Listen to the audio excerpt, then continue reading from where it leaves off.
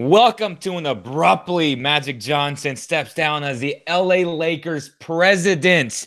Yes, that is not a joke. It is not April Fool's. I'm with my man, GCU correspondent for the athletic department, Josh Basulto. Bro, how crazy is it that Magic Johnson has officially stepped down from president of the LA Lakers? This is unprecedented. Like nobody predicted this would happen. This is nuts. It's a like, did you wake up this morning thinking, oh, Magic Johnson is going to quit his job today? He's just going to wake up and not even tell his boss. Like imagine like myself today going to GCU and not even telling my boss I'm quitting. I'm just packing up my bags and going. And See ya. that's Deuces. exactly what he did. He did not, he Magic said he talked to Jeannie Buss last night for 3 hours talking about the direction of the Lakers organization. And then this morning or today he quits. So that's Quote, just it's a difficult decision. I cried before I came here, Johnson said as he choked back tears while making the announcement before the finale against the Blazers. I'm about to cry now. It's hard when you love an organization the way I love this organization. It's hard when you love a person like I do with Jeannie Buss. I don't want to disappoint her. Well, Magic Johnson, you disappointed her. You disappointed the entire Laker nation. You gave up D'Lo. You gave up Julius Randle. And to me, when I first heard the news, Jay, I said to myself, he knows he's not landing a big fish in free agency. Does that have something to do with it? that has a lot to do with it. He said it, when was it? Mid-season. He said, if I can't land anybody, or if I can't bring a championship or something along the lines of that, he said, I'll step down myself. He's like, I'll step down myself. So, I mean, I don't know if he kind of took an advance on what he said and said, you know what, I'm going to quit now instead of 2 years. I just can't do it. If I can't get Anthony Davis for the package that I offered New Orleans, then what else can I do? You know, who else do I have to offer to get somebody like Anthony Davis? It was, I don't know, man. I kind of believe him because he said he's not happy anymore. Doing the job as the president of operations for the Lakers organization, he's not happy. He said, I'm not happy doing this job. I can't talk to young players like Ben Simmons, and I can't congratulate Russell Westbrook, and I can't, encourage or advise anybody who wants to come up to me because it will be considered tampering.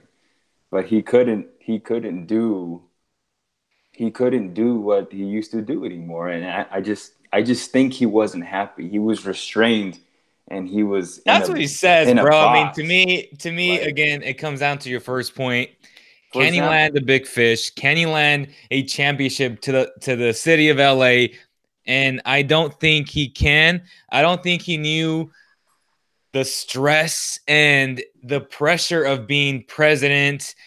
He understood that, yes, he is Magic Johnson. And if Vladi would have done the same moves that he would have done, Vladi would have gotten kicked out of town like that. But he understood instead, that he had some leeway because he's Magic Johnson. And now he's like, oh my gosh, I don't think I am at the level to to take this role as president. And when that happened, he abruptly quit. It makes perfect sense to me. I know Stephen A. Smith probably assumed, just like all of us are. This right now, this is all speculation. So the other assumption is LeBron James being LeBron James. Do you buy into that? Because I don't. To me, the no, I reason don't. why LeBron James went to LA, a a big reason was obviously life after basketball, Hollywood, but Magic Johnson had a lot to do with him signing in LA. So I don't think he has anything to do with Magic stepping down. No, I don't think LeBron has an influence on this decision at all. He loves Magic. He idolizes Magic. Um, I don't think it has anything to do with LeBron or Magic or any tension there at all. I think LeBron is just as shocked as we are. I don't know who came out with the report. I don't know if it was Woj or Shams, but Magic was just talking to LeBron James on Saturday, this past Saturday. They were talking about the direction of the franchise as well. And Magic still didn't mention it to him. So I think LeBron is just as shocked as we are. I don't think he had anything to do with this at all. I think LeBron was giving Magic some time. He said, you know what, this is your first year with me, but summer's coming up. We got a lot of cap space. You know, I'm not going to give up on you, Magic. Let's see what we can do in the summer. That's it. So this is everything to do with Magic, bro. He just was not happy. It's like, for example, you're an entrepreneur, right? Right. You are a free will man who wants to makes decisions on his own. He doesn't want to be restrained or captive by Why'd you take somebody else. that job in the first place then? He knew the ramifications of taking president of the LA Lakers. You're right. It's easier said than done. You can say you can be president. You can say you want to bring a championship. But when you're in the midst of the job and you're starting to realize, I can't say this, I can't do this, it's like, okay, this is not what I thought it would be. And now it's like, you know what? And it's just, and I was talking to somebody else today, another NBA fan here in Phoenix. I was telling him it's a prime example is just like all these NBA players, right? If they want to leave, they can get up and leave now. We're living in a day and age where if you want to, you control your destiny, right? Players now control their destiny. They're no longer bounded by contracts. They're no longer bounded by what they said a year ago. Like Kyrie said, I'm going to re-sign with Boston. I love Boston. But now there's speculation that he can go to New York or LA, whatever. We're just living in a day and age. He's not going to LA. He's not going to LA. We're just living in a day and age where you don't keep your word anymore. You can say one thing and then a year later, you change your mind because of your perspective, because of just, life decisions and anything that comes your way. So Magic is just uncomfortable. He's like, you know what? I control my destiny. Jeannie Buss doesn't control me. I control me. And I want to be happy and I'm stepping down. And he said it. He said, I want to go back to having fun. He said it. Man. It's funny that it's not funny, but you made some awesome points there. Just about life in general. A lot of people on the text line are agreeing with you. Someone said Magic Johnson, I think his reputation was getting hurt, but it's not fun. He's a likable legend, and that job was hurting him. Again, spot on, Jay.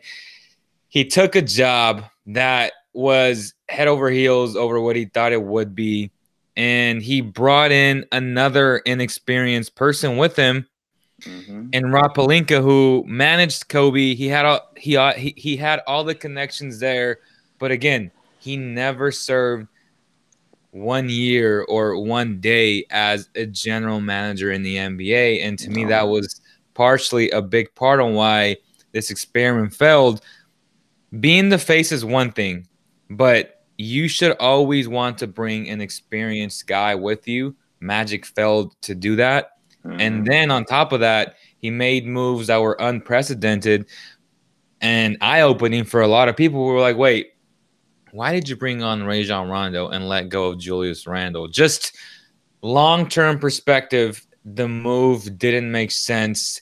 I think my fiance could have said, yeah, I'm not making that move. And when I told her about the whole Magic Johnson, the first thing she assumed was LeBron James. And then right after that, I put on Stephen A. Smith, and he says, and then he starts talking about the same thing, and she's like, yeah, I know basketball. So it just comes to show how even a child with low and not that much knowledge can figure out that this job was way too much for a guy like Magic Johnson who had no experience, even for a guy like Rob Pelinka who had no experience. What is LA going to do now? Are they going to fire Luke Walton? We understood that Luke Walton and Magic Johnson were not getting along because normally when you hire a GM, he likes to bring on his own head coach. That didn't happen. It was the complete opposite. I know all about that since covering the Kings for over 5 years now. Things were done backwards, and things were done backwards in LA. And now when Vlade took over, George Karl got fired, and then he brought in his own guy and Dave Yeager, and the relationship has been a lot better. So to me, Ginny Buss made the mistake from not learning from other organizations. She thought they could get away with it because they are LA, and it seems like, as you said, with all these players and the demands of making trades in today's society, like Kyrie Irving said, you know what, I'm being a Celtic now. It's unprecedented. I don't think he's coming back. And the same with Paul George. I want to be a Laker. Then he likes OKC. Yeah, that's exactly right. You just don't know what these guys are going to do. So Nope. why not bring an experienced guy if you're Magic Johnson? Just thoughts on that. Yeah, I mean, if you know, he should have brought somebody who, like you said, is way more experienced and knowledgeable, at least an advisor that can guide him through these decisions and hardships. I just think that Magic believed in his ego and he believed in his name and his brand. And I think that because of what he's done for LA and for the Lakers, he said, you know what, I can bring in the big names because I'm Magic Johnson. That name alone brings in so much respect and you know, just the magnitude It's not enough anymore. But you're right, it's not enough. It's, you know, it doesn't bring in Anthony Davis just like that. You know, it's now I don't think you realize now you have to fight with other people like New Orleans. Like that was a fight. Like Magic thought, oh, I'm Magic Johnson. Right. Because he can be super persuasive. Magic is a people person. He can talk to you and sell you anything. But it was the opposite because that rubbed off the entire league. Like, oh, yeah, you're Magic Johnson? Yeah, F exactly. you. Exactly. Yeah. Like, we're gonna shove it right back at you. Like, I don't care who you are. I don't care what you've done. I don't care what your name is. I'm not gonna give you Anthony Davis. Yeah, exactly. You haven't done anything, you know, to gain my respect, you know, as a GM or as a president of Danny operations. Ainge did that though. Danny Ainge convinced the Pelicans not to make that move, and now they're not gonna get Jason Tatum, which is why I would have taken that Magic insane deal of all these players. Without a doubt. Crazy, man. It's nuts. Yeah, but I mean, if Jerry West is out there, if he's not out there because the Clippers are about to get Kawhi. Oh, okay. Yeah, I don't know. If I'm a Lakers fan, I'm freaking out, man. Like, I have LeBron, sure, but that's it. I mean, that's it. Like, who do I have to lead my ship? I don't have a captain. I don't know where they're going, bro. I don't. I'm a Celtics fan. I can care less, you know, but at the same time, I kind of do want to see the Lakers succeed just because when the Lakers are relevant, the NBA is fun. No doubt. Like, in general, especially for you guys, you know, no doubt. In Sacramento, you know, when you guys have those LA and Kings games, it's amazing. It's freaking fun. E-Man and I literally had this entire project all year long, and it went down the gutters because we were like, we're doing a documentary on Kings versus Lakers, the revival of the rivalry, and then the Lakers went just that ship sunk so low that we ended up not going to Staples this year. We ended up not taking that trip and getting the other side. I mean, we had this awesome documentary planned out, but because both teams were young, they had young assets. We're like, man, Fox, Lonzo, you know, Ingram, Buddy, etc. And then all of a sudden, boom, it ended like that. But before we continue, if you are looking to go to a Suns game, a GCU Lopes game, a Celtics game, a Kings game, a Lakers game, or even in the playoffs, make sure to use our code COWBELL on SeatGeek.com and get $20 off your purchase. It really helps out Cowbell Kingdom, guys, so we appreciate all the support. Again, if you're going to a concert, make sure to use our code COWBELL on SeatGeek.com. Right before we move on to maybe some playoff talk and some Celtics talk about how LeVar Ball was spot on when he said, I don't believe Magic Johnson is the ultimate decision maker. Yeah, he came on Cohort a few months ago when he made noise again across the NBA, and he said it. He said, you know, I believe Magic is not making decisions. He's not their primary man in charge. He believed that it was Jimmy Buss. And you guys can look back on YouTube and go on and find it. But he called it, and I think he was calling that Magic wasn't in charge, and because he wasn't in charge, he wasn't happy about that. And so when you're not in charge, it's like, okay, what am I doing here then? Why am I here if I can't make a decision without talking to my boss first? I want to make a decision and Exactly. not even like I want Genie to empower me to make a decision. I don't want to ask for permission, and that's basically how LeVar Ball was painting it. So he called this. He called this a long time ago, I and nobody believed him because he's LeVar right, Ball. But right. he called Did it. you see? Did you see Bleacher Report? How's a highlights post a picture of LeBron saying, "I'm the president now"? Oh, like I didn't see it, but did they use the meme Recently, I of a think it was like an captain? hour ago. Okay. And some people are saying LeBron may hire Tyronn Lue as their head coach. Oh gosh, I think that that would could. be a disaster of a move. Oh my gosh! That would be a disaster. They'd hire David Blatt as the assistant coach and Tyronn That'd be Lue as the funny. head coach. Yeah, Do you buy it's a into mess. Magic Johnson and the speculation, the reports of he wanting De'Aaron Fox and not Lonzo Ball? Or is it With the just easier said than speculation, done once you already know what the player is? Like we could have said, "Oh, why didn't you draft Jason Tatum number? Well, I want Jason Tatum number 2." You know, like it's so easy to say oh, it's so easy to say now in for the sure. aftermath, right? Yeah, in the aftermath of who we know, we know the identity now of these players. We know the potential now of these players. When we know, what kind of tools these players have and what you can work with. So yeah, it's easy to say that now, dude. But Magic knew he messed up. He messed up as soon as he seen Jason Tatum go off in the playoffs against the Cavaliers. Jason Tatum, he grew into the star that Danny Ainge believed he can be. And then De'Aaron Fox this year, first year, and then this year, like he is shattering all draft boards that were there. He should have been. De'Aaron Fox should have been, I would say, number two. Donovan Mitchell number one, and Jason Tatum three, easily. That that's how I would have drafted it, based on Well, you're talent and kind of based on cutting off a everything. lit'll bit. What'd you say about your top three? Donovan Mitchell, Fox, and then Jason Tatum. That's fair. That's Yeah. fair. But yeah, I mean, it's like you said, it's easy to speculate in the aftermath of these players that I would have drafted De'Aaron Fox instead of Lonzo. Now, do you buy into? And I know you, me, and Eman, we're always talking about Ingram, Jason Tatum, Kyle Kuzma, and they have some similarities. They're all young, they're all talented.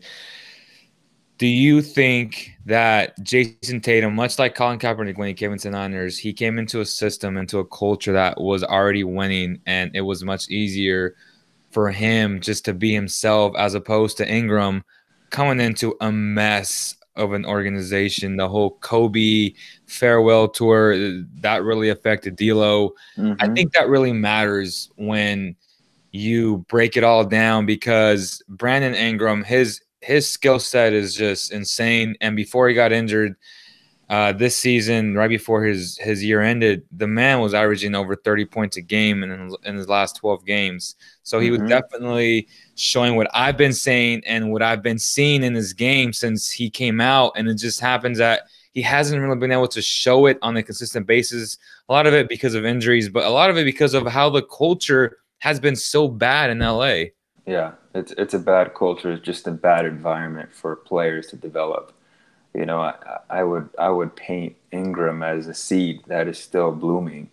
And if you don't have the right soil, and if you don't have the right ingredients and enough water and enough sun, it's not going to grow as you expect it to grow.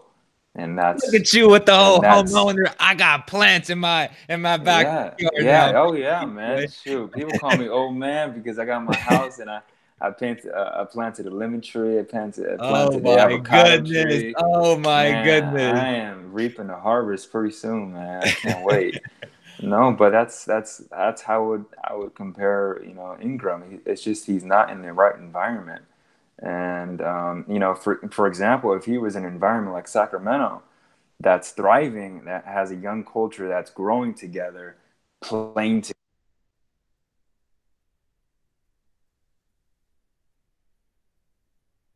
Hello. I think Jay got cut off on that, man. Josh got cut off on that one. We're gonna wait till he comes back. I think he's frozen, but as as he was saying, there is a thing named culture, and a lot of players, a lot of young players, if they're not in the right situation, then it really does affect their overall development. It happened with D'Lo. He became an all-star when he left LA. He said it himself. It was the best thing to ever happen to me. And that deal in itself was get rid of salary, get rid of Timothy Mozgov, and then here, I'm going to add a sweetener in D'Lo, and just boom, that happened. He got his chance. He wasn't as good right away, and even this year before he took on when he burst into the scene, it was Levert's injury that allowed him to be himself. So a lot of things have to go right for a lot of these players. The best example is Victor Oladipo, who after going to OKC, playing alongside a Russell Westbrook MVP type player, then he learned how to lead and how to become an all-star, how to take that next step.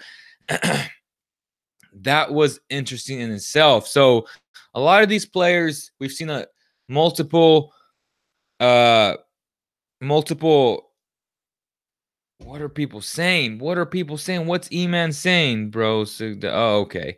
He's saying that E-Man's girlfriend's dog is sick, man. I apologize. I want to go three-way with Josh and E-Man, but it is what it is, man. Lonzo is a great on defense and passing the ball.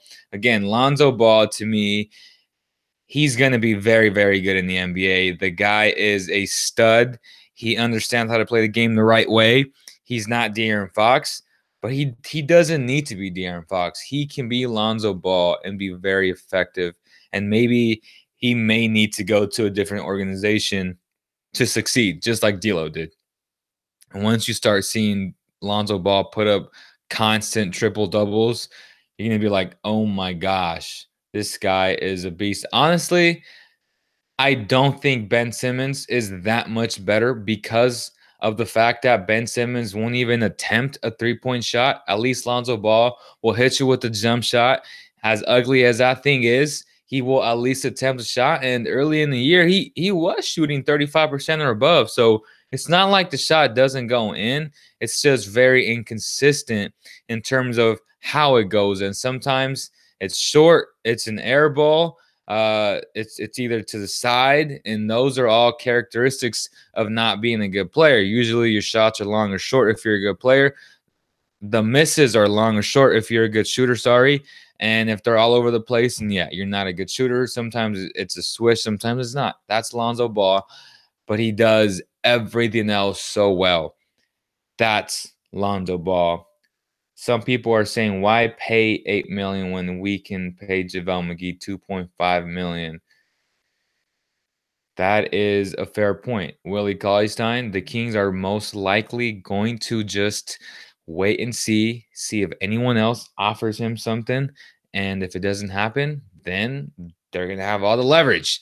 As of right now, I don't see them bringing back Willie Cauley-Stein, and that's a whole separate conversation for a whole separate show. But I think we lost Josh for the remainder of the show. So I want to come on here and talk Magic Johnson. Big time news, very unprecedented, shocking news to be honest, but it does make sense. I feel like he understood that maybe he wasn't going to be able to land a big fish in free agency. The big fishes, not the Jimmy Butlers, but like the upper echelon big fishes in free agency, like the Kyries and the KDs and the Klay Thompsons. those type of free agents. So I understand why he would do something like this, and he can cover it up and say, oh, I wasn't happy, I can't tweet, and all this jabroni baloney. Reality is he did a bad job as president of the LA Lakers, and that's a fact. That said, guys, I appreciate you guys joining the show. I appreciate my brother Josh for coming on. We're definitely going to have him on a lot more. I liked the conversation that we were having, the chemistry that we were having, and this is our first time ever. And, you know, it's his first time joining the CK podcast. You guys can follow him on Twitter at Joshua Basulto. Again, follow us at Basketball Zone Official on Instagram, Cowbell_Kingdom. And I have just officially made my personal profile. Man, I was just saying, I was like, Josh is not coming back. I was like, oh, my bad, guys. My phone died. So oh my gosh, it died. yeah, my bad, guys. iPhone, yo. iPhone. No, I was just telling them to follow you on Twitter and to follow us on Instagram at Basketball Zone Official. But as I was telling them, I said I liked our chemistry on here today. It was your first time on the podcast. Definitely should have you on a lot more along with Eman, and we can have these cool conversations. Playoff basketball is coming up, so we'll be having a lot of these conversations. And again, they can follow all of our content on Basketball Zone Official. You know, you're in Phoenix, we're in SAC. You got a little bit of diversity, but real quick before we end the show, what do you think? Honestly, what do you think the Celtics are going to do in the playoffs? Gosh. Well, I mean, this season hasn't been convincing to me at all. I expected, and just like you, I'm sure too, everybody expected to have at least a second seed or a first seed type of Celtics team, but we weren't. So a lot of doubt is creeping into the playoffs, and that kind of scares me because the Pacers are good. And if they had Oladipo, I would choose the Pacers to beat the Celtics. Yeah, they have the edge, and they play as a team, and they have the star to go to if they need to in the fourth or something like that. But Oladipo's not playing, so I'm Celtics in 6 and against the Pacers, and then they'll face the Bucks. And I don't know, man. I don't think we beat the Bucks. And as I told you, I honestly believe that it would come down to home court advantage. And I told you that if the Game 7 wasn't at the TD Garden, that the Celtics would struggle. And because this year it is at Milwaukee's new arena, then that's the advantage that they needed. Last year, the role players played bad on the road, played great at home. That's usually what role players do. And this year, you don't have that luxury of being at home. So it's going to be an uphill battle. If you guys had the Sixers in the second round, I'd be like, okay, then they're going to the conference finals. Yeah. But reality is you didn't take care of business as the number 3 seed, and that's what happened. Yeah, I mean, the fan in me wants us to go all the way to the finals, but the fact that we play the Bucks in the second round and that we don't have that second star. We don't. Not yet. We only have Kyrie, and that's not enough to beat the Bucks. Yep. And especially when we don't have home court advantage, you know, and the only thing we can hope for is the Bucks beat themselves. Yep. You know, in a way where, you know, Eric Bledsoe is just, you know, performing terribly, like, you know, scoring low, his assists are low, his turnovers are high, you know, like he did last year when he faced Terry Rozier. You know, that's the best case scenario is that the Bucks beat themselves and we take advantage of that and we bring it back to our home court and we move on to the conference finals against the Sixers or Raptors. So yeah, today I was listening a little bit to the Zach Lowe show, and he said something that I've been saying to you and Eman, and it was the Celtics have had their highs this season, but the definition of a good team to me is you cannot have the type of lows that the Celtics have had, and the Celtics have had some really bad lows. Super embarrassing. Yeah, like really bad lows. Like that's not what a good team does, you know? No. No, no. And you know, when you compare someone like the Bucks as a complete team, I look at the Bucks, I'm like, Consistency. we're nowhere near that.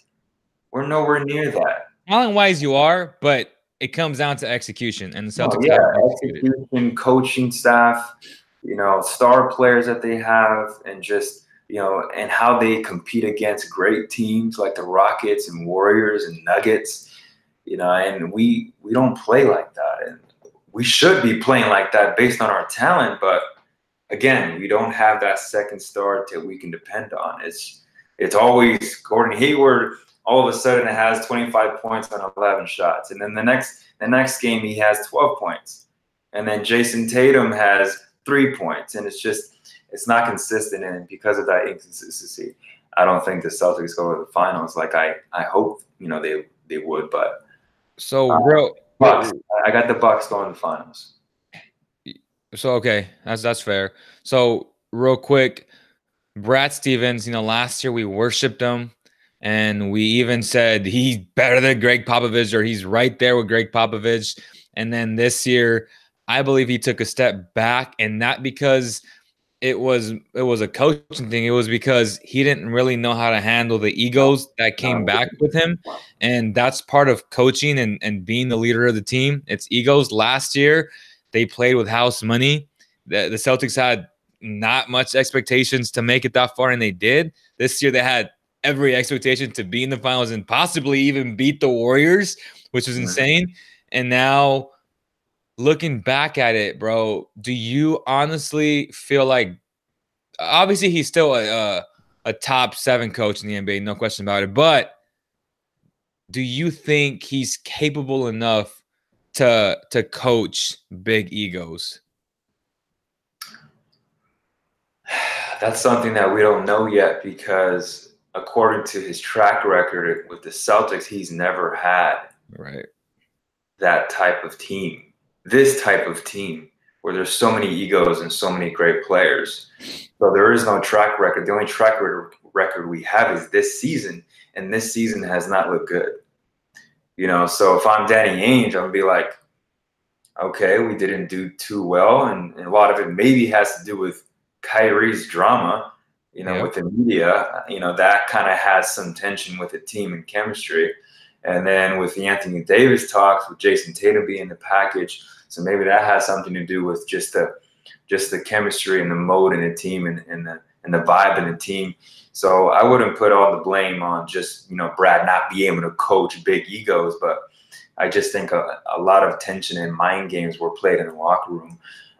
So I think that I'm giving Brad a chance again next season to really get this team, because next season we'll know who's staying. We'll know who's here long term. Yep. If Kyrie stays, he's here long term.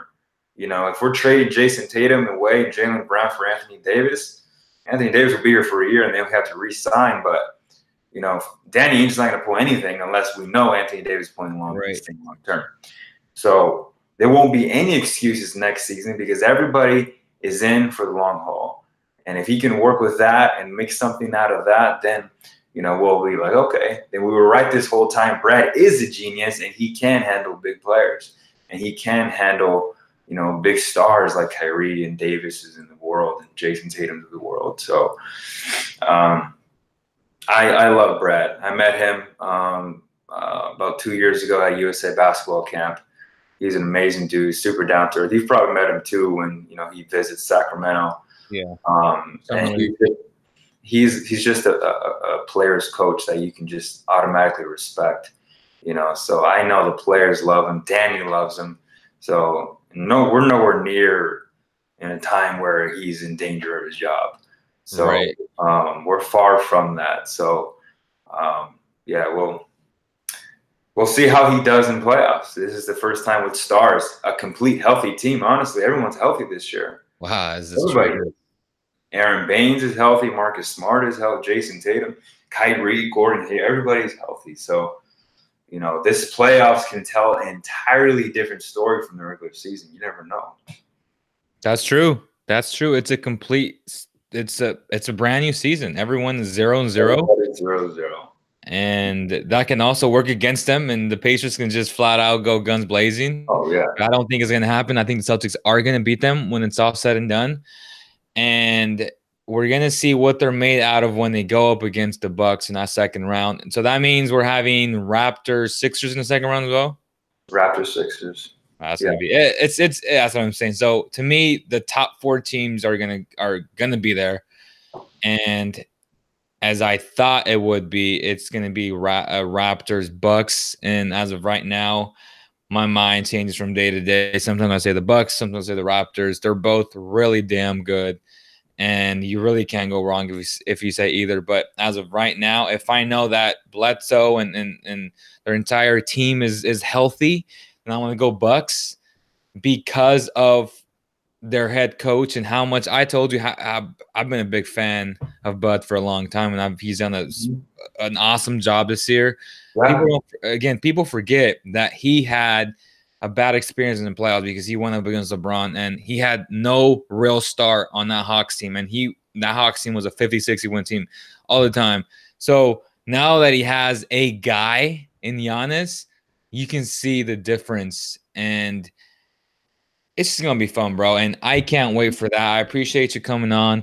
We'll have the audio version of this on iTunes, Spotify, TuneIn Radio, all of the platforms, Google Play, very, very soon. We appreciate you guys. Hopefully you guys can leave us a review as well. Hopefully you enjoyed the conversation. And all the people that joined the conversation, a lot of people are saying, are we going to do a free agency podcast? Most likely, but not right now. We'll be doing more. We'll be focusing more on the playoffs for a little bit.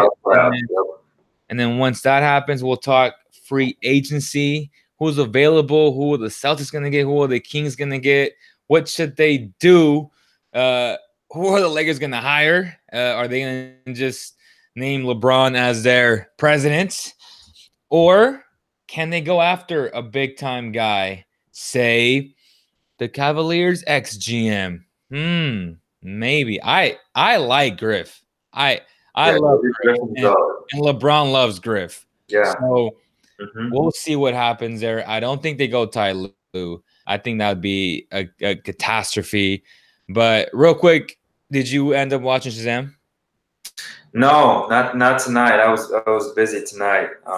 But I want to see it, bro. I mean, I've heard nothing but good stuff about it. It's so good, bro. It's so good. I mean, I'm not gonna lie, dude. I'm a Marvel man. Me too. I hate DC, but I have to admit, Shazam blew Captain Marvel out the water. I'm not surprised. Captain Marvel was not that great, to be honest. It was good. But it wasn't great. Did you think it was better? Did you think it was better than Wonder Woman? Yeah, no. By a little bit. No, I like Wonder Woman better. Okay. I did. I mean, honestly, the only time I was hyped in that movie, in Marvel, Captain Marvel, was the post-credit scene. The post-credit scene. Yeah. I don't want to spoil for anybody who hasn't seen it, but that because it's an intro to the end game. But I mean, it was a good movie. It was different, but I feel like Marvel really rushed this movie. They rushed it because they needed to get something out. They needed an introduction for Captain Marvel before Endgame, and they didn't take their time like they did with Tony Stark's Iron Man, and with how they did with Thor, and how they did with Black Panther. Those introduction movies are movies you'll never forget. But for some reason, I felt like Captain Marvel was just too rushed, and they didn't make us attached to Marvel. You know, Captain Marvel. I'm not attached to her. Captain Marvel. She said, Marvel. Yeah, like I'm not attached to her, and that says a lot because they just rushed it. I don't know, but I gotta see Shazam, bro. Everything that I've been hearing is just good stuff. So I gotta check it out. Someone said Captain Marvel subjected compared to Wonder Woman, worst Marvel film. So he's agreeing. So Vlada is agreeing with you. Honestly, I liked it more than Wonder Woman because of the whole villain aspect. I felt like the villain was a lot better in Captain Marvel. Oh, for sure. I agree. Than, Wonder Woman. So anytime, and you know, you and me are big fans of villains. That's what makes a movie special.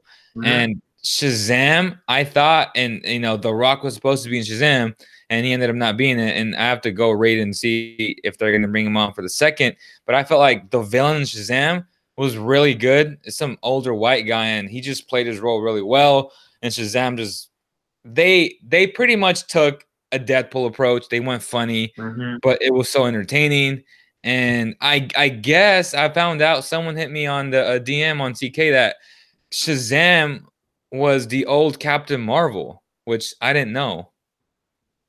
And that goes comic books though. You know what I mean? Like, that's something that I'm not very familiar with, but he was Captain Marvel, I guess. Wow, I did not know that. Because so Shazam has all the powers though. Like, Shazam is super powerful. Yeah. Wow, I didn't know that. That's crazy. So yeah, I don't really know too much about Shazam. He's a kid and he just says the name and he turns to a superhero, but that's all I know. And I think Black Adam is one of the villains. That was supposed to be The Rock. Yeah, right. Yeah, I heard about that. So we'll do more research on that. Talk more comics in the very near future. E-Man text me. She's saying about Sam and the dog being sick, so stuff like that. Anyways, we'll be talking playoffs very soon, probably this weekend. We'll get together and yeah, we'll break down the first batch of games, which is probably Saturday and Sunday. It's opening weekend for NBA playoffs is always a blast, bro. And I can't wait to watch the East. Can't wait to watch some of the West. I'm not very excited about all the matches, but I am excited about the East and see what they do. But I appreciate you coming on. Tell people where they can follow you on Twitter and obviously on the gram. Yeah, Twitter is just Joshua Basulto, BASULTO, and then Instagram is Josh_Basulto. But I'm really low key on social media. You know, I'm all about just following the brands, and the brands are Basketball Zone. So follow Basketball Zone official for Cowbell Kingdom and Cowbell Kingdom. So I manage my own content out here in Phoenix. Some small businesses here that just like you know, you assist with social media management and event management. That's kind of what I do here too. But you guys are in Sacramento, so it's not too relevant to you guys. But for sure, give a follow to Basketball Zone official and Cowbell Kingdom. Yeah. All right, don't forget to watch Game of Thrones this Sunday, baby. Oh, Game of Thrones. Which you're not on that, huh? I'm not, but again, I know you're a big fan. I know everyone like Game of Thrones. I'm a Game of Zones guy. Huh? I'm a Game of Zones guy. Oh, okay. You see, that's the thing. You got to watch Game of Thrones so you can understand Basketball Zone. Because all their analogies and their videos, they get it based off the show, bro. No so doubt. You'll understand it way better. It's funny as heck. Someone just said, I think Dwayne Johnson was supposed to be Black Adam. Yeah, he was. Yeah, I remember that. And I think he still is. It's just, did Black Adam show up in Shazam? No, Superman did though. He did? I forgot. You gotta watch it. It was post-credit scene. No, sorry. It was at the end of the movie. He just shows up for lunch, bro. It was like casual, like, hey, Superman shows up. Like, you're like, wait, what? So that's what I'm saying. Like, it was so good. It was so funny. It is definitely Deadpool on steroids. If that makes like Maggie doesn't ever laugh at anything, and she was dying the whole movie. Wow. Yeah, like so the guy was. Anybody can watch it, no matter if you're a superhero comic fan or not. Like anybody can walk in and watch it. Shazam, like the actual actor was super corny, and it just fit like the whole Shazam brand. I feel like his like hair, you know, slicked back, and I just feel like he was so corny and funny that it just made sense to have him. And I felt like if The Rock would have been in it, his personality is always like, I'm the show, and I felt like that would have hurt this initial movie. So they kind of just set the scene, and hopefully he does come on to the second movie, which would be epic. Oh yeah, that'll be epic. Well, that's good. That's encouraging. I'm glad that DC is back on the map because they fell off. So good stuff. All right, guys. We appreciate you guys, and we'll see you guys on the next one. Sounds good, everybody.